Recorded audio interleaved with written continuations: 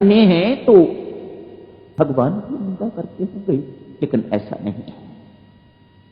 भगवान मां कैकेयी की निंदा बिल्कुल नहीं करते और साफ साफ कहते हैं भरत के सामने, जितने लोग और भी आए हुए हैं उन सबके सामने कहते हैं, जो मेरी मध्यमा मां की निंदा करेगा वह जड़ है।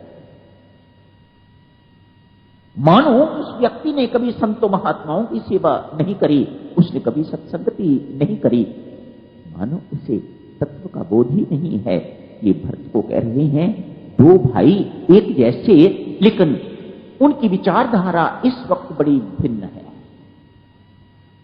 कौन है सच्चा, भरत या राम? भरत कहता है, महाराज आप प्रशंसा करने वाले एक और मेरा समर्थन देने वाले ये सारी जनता। भगवान को लगता है इस वक्त भरत का खंडन करना कोई आसान नहीं, इसलिए अपने श्रीमुख से भरत की प्रशंसा करनी आरंभ करते हैं। भरत, जो तुझे अनर्थकारी कहेगा, जो तुझे इस प्रकार का कहेगा, उसका लोक परलोक सब बिगड़ जाएगा। तेरा नाम जो लेगा उसका लोक परलोक सुधर जाएगा। इस प्रकार की प्रशंसा करते हैं। श्रोतागण जितने भी हैं, अयोध्या निवासी आए हुए अति प्रसन्न होते हैं। भगवान मौका ढूंढते हैं और कहते हैं, यदि मां कैकेयी न होती तो ऐसा भरत कहां से आ गया होता। मां कैकेयी की निंदा मत करो, वह निंदनीय नहीं है, वह वंदनीय है। ऐसा कल आपने देखा, भरद्वाज ऋषि ने भी कहा वह दोषी नहीं है। दोष है तो मां सरस्वती का दोष है, जो मां कैकेयी की जिवा पर बैठ के जिसने सब कुछ करवाया। तत्वता तो यही है, भगवान ही है ना सब कुछ करवाने वाला। और कौन है? चाहे वह कैकेयी से करवा रहा है, चाहे आप भरत से करवा रहा है, चाहे वह किसी से करवाता है, करवाने वाला तो वही है सब कुछ, और होता वही है जो वह चाहता है। मत सोचिएगा अपनी इच्छा के साथ कुछ होता है। अपनी इच्छा जब उसकी इच्छा के साथ मिल जाती है तो लगता है कि अपनी इच्छा पूर्ण हो रही है, होती इच्छा उसी की पूर्ण है। और जब उसकी इच्छा नहीं होती तो आप लाख सिर पटकते रहो, वह कुछ नहीं होने देता, तब कुछ नहीं होता। भरत जी महाराज, बहुत लंबी चौड़ी चर्चा होती है। वाल्मीकि रामायण में राजा जनक एवं उनकी पत्नी का आगमन नहीं है। रामचरितमानस में तो उनका आगमन है, वह आते हैं निर्णय करवाने के लिए, करने के लिए, जैसा मर्जी आप समझिएगा। आखिर जीत भरत की ही होती है। देखने में तो यही लगता है राम जीत के, वह अपने प्रण का पालन कर रहे हैं। नहीं, भक्तजनों, जीत हमेशा प्रेम की ही होती है। और प्रेम में यदि कोई हार भी जाता है तो वह भी उसकी जीत ही होती है, वह उसकी हार नहीं होती। आप जैसे मर्जी कहो, जीत तो भरत जी महाराज की ही हुई है। ठीक है महाराज, मैं राज्याभिषेक के लिए सामग्री आपके लिए लेके आया हुआ था। राज्याभिषेक के समय अयोध्या में परंपरा इस प्रकार की है, राजा को खड़ाऊं पादुका पहनाई जाती है। तो भरत जी महाराज ये सारी सामग्री जो उनके लिए तैयार करी हुई थी उसमें खड़ाऊं भी हैं। ठीक है महाराज, आप इन खड़ाऊं पर अपने चरण धर दीजिएगा, मैं ये खड़ाऊं लेके वापस जाऊंगा। भगवान ही तो है ना मेरी माताओं सज्जनों, मान जाओ इस बात को, वही हैं सब कुछ करवाने वाले। वह अति हर्षित हुए हैं भरत की बात सुन के। एक क्षण नहीं उन्होंने सोचने में लगाया। जैसे ही भरत जी महाराज ने नीचे पादुका रखी हैं, भगवान ने अपने चरण पादुका पर रख दिए, डाल दिए। भरत जी महाराज ने भगवान के श्री चरण से पादुका निकाल ली है और अपने सिर पर, ये पादुका कोई सिर पर रखने वाली चीज तो नहीं है, लेकिन भरत जी महाराज ने अपने सिर पर उन्हें धारण कर लिया है। भगवान की पूछते हैं, भरत ये चरण पादुका लेके जा रहे हो, ये क्या है? महाराज, संसार की दृष्टि में तो ये चरण पादुका है, मेरी दृष्टि में तो ये सीताराम। मैं चरण पादुका नहीं ले जा रहा, मैं तो सीताराम को अपने सिर पर उठा के ले जा रहा हूं। मेरे शिरोधार्य है, सदा मेरे सिर पर रहते हैं मेरे स्वामी एवं स्वामिनी, मेरे स्वामी एवं स्वामिनी, मैं उन दोनों को अपने साथ ले जा रहा हूं। किसी ने व्यंग कर दिया,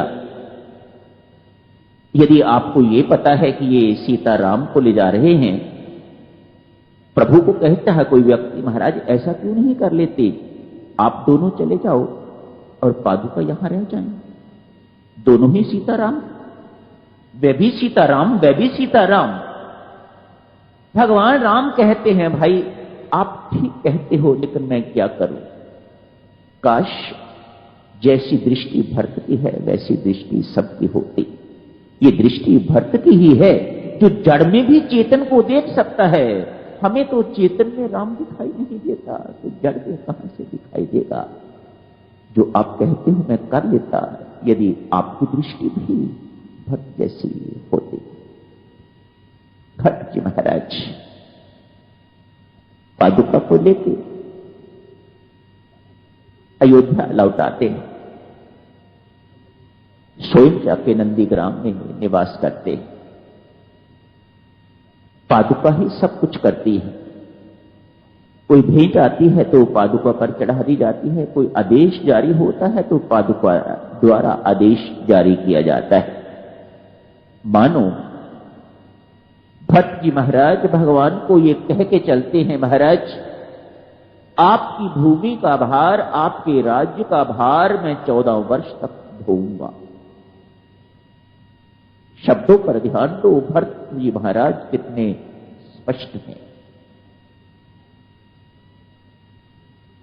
आप जैसे ही 14 वर्ष पूरे हुए, यदि आप ना आए तो आप जानते हो महाराज मैं क्या करूंगा। माताओं सज्जनों, एक थोड़ी सी बात और स्पष्ट करो। भरत जी महाराज की भूमिका जैसे लक्ष्मण जी महाराज की भूमिका रामायण में गुरु की है, आचार्य की है, वे राम को भी उपदेश देते हैं।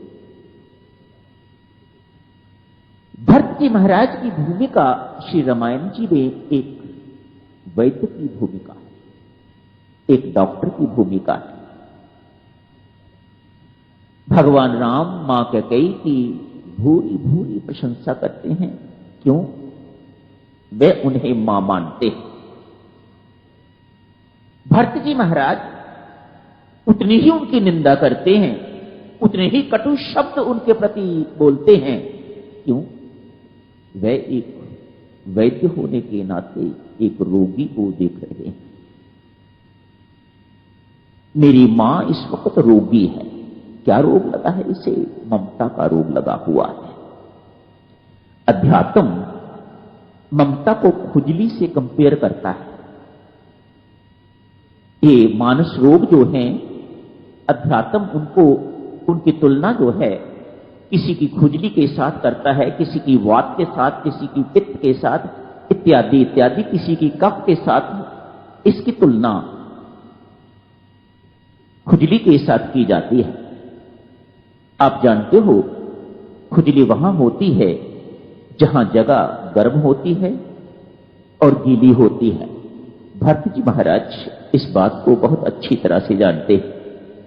स्किन स्पेशलिस्ट डॉक्टर लोग जो हैं खुजली का उपचार क्या बताते हैं, तो वह कहते हैं भाई जितना इस जगह को खुश्क रखोगे, शुष्क रखोगे, उतनी जल्दी फायदा होगा। और खुजली की ये भी है, जितनी करो उतनी अधिक करने को मन करता है। खुजली करने से खुजली कम नहीं होती और करने को मन करता है।